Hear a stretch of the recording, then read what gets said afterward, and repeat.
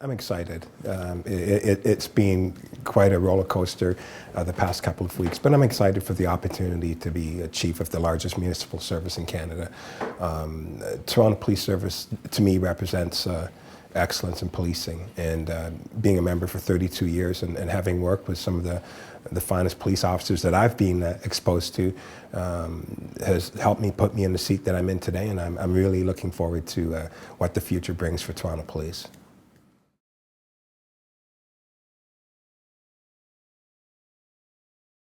The key to policing from day one to present day has always been the ability of treating people with dignity and respect, not just the external audience, but also our internal audience. I have always found that if you are treating people nicely, not because you have to, but because you want to, and you're not looking for any type of a reward, there's always some positive feedback from that. And I've found over the years, just by being courteous and respectful, it's amazing how many people have come back and offered information, or have pointed you in the right direction for a type of investigation, or is co-chair of some agency that can help build better communities. And it all starts, though, from how that person feels after they've walked away from you from that first encounter.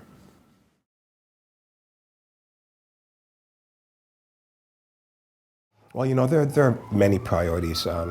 First and foremost, everything that we do has to be connected to community safety. As you hear the fire trucks, everything that we do is connected to community safety. And if we don't, if we lose grasp of that, then we won't be successful in what our task is at hand. But there are things that we need to look at. The growing cost of policing is a conversation that's being had more frequently, but it's not just Toronto Police. This is a worldwide issue right now. Governments are having problems with their budgets, and the police tend to be one of those agencies that they're hitting on.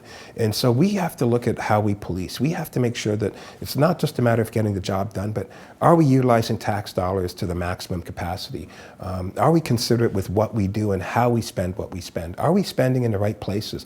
Are there things that we need to do? Are there things that we don't need to do?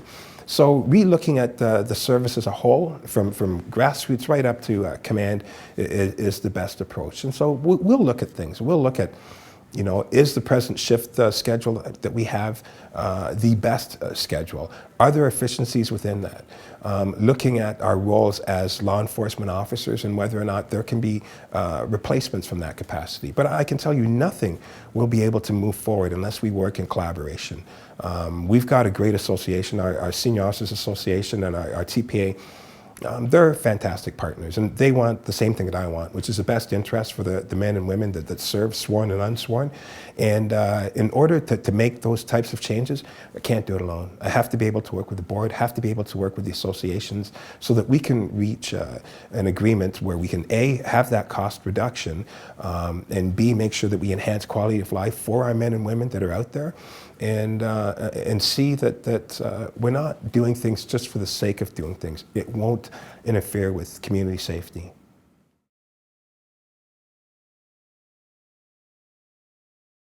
We have to look at our actions, and then we look at our actions and say, is it enhancing community safety, yes or no? If it's a yes, then the second question is going to be, is there a social cost with the actions? And that's the quandary that we're in right now. People have asked, demanded that we abolish carding, and I've taken a stance, and I've said that carding is necessary. However, we have to be better at it. There are improvements that are necessary for us to gain public trust.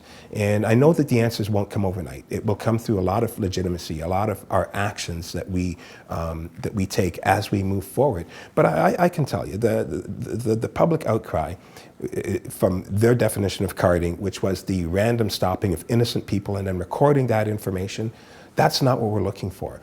I can't say that something random is intelligence-led. So when people listen to what I say and how I describe it, and I've been very consistent with this, and I've said that I'm not supportive of stopping innocent people and recording those encounters. There's community engagement, and then there is intelligence-led policing. And so the engagement piece is, hello, how are you? And then we move on. There's nothing to be recorded in those interactions. But if it's intelligence-led, if we have an understanding of what the criminal element is within our communities, and if we want to know what they're doing, who they're associating with, where they're going, those are encounters that I want recorded. But first and foremost, we owe it to our frontline officers to make sure that they have the skills and the tools available to make the proper decisions so that they can stay within an intelligence-led principle so that our officers will engage properly with the right people and they'll know better who to record and who not to record. When you compare how our practices were in 2011 to 2015 with the PACER review, with the 31 recommendations that we're implementing, all of them, you see that there's a vast difference, not only in how we're going to be doing business, but our approach and our understanding. So we cover the governance piece, we cover the training piece, we cover all of the aspects of it. So I'm looking forward to us as an organization making sure that our men and women have a better understanding of what their roles are when they're in communities where there's high levels of violence, treating people with dignity and respect, but more importantly, knowing when you're going to put pen to paper and when it's time just to have that conversation.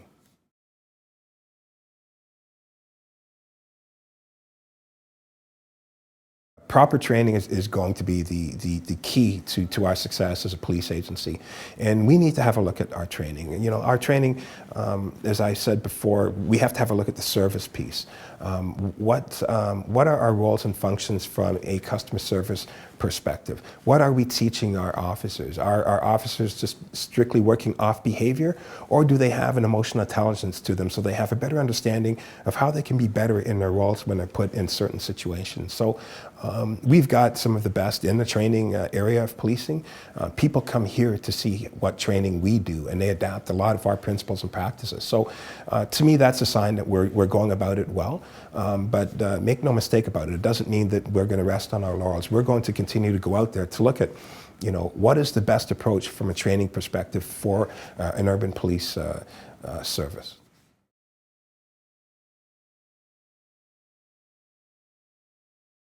I've got to tell you, I'm sitting in this chair because I've been surrounded by some of the best men and women in the service, some of the best members of community that have supported me. I certainly did not occupy this seat by myself. I'm very grateful that I am sitting in this seat, but I can tell you point blank that there was a lot of luck, there was a lot of help from people that helped me sit in this chair right now. So I certainly didn't do it alone, but I'm glad to be here, and I'm so excited about the challenges that are ahead.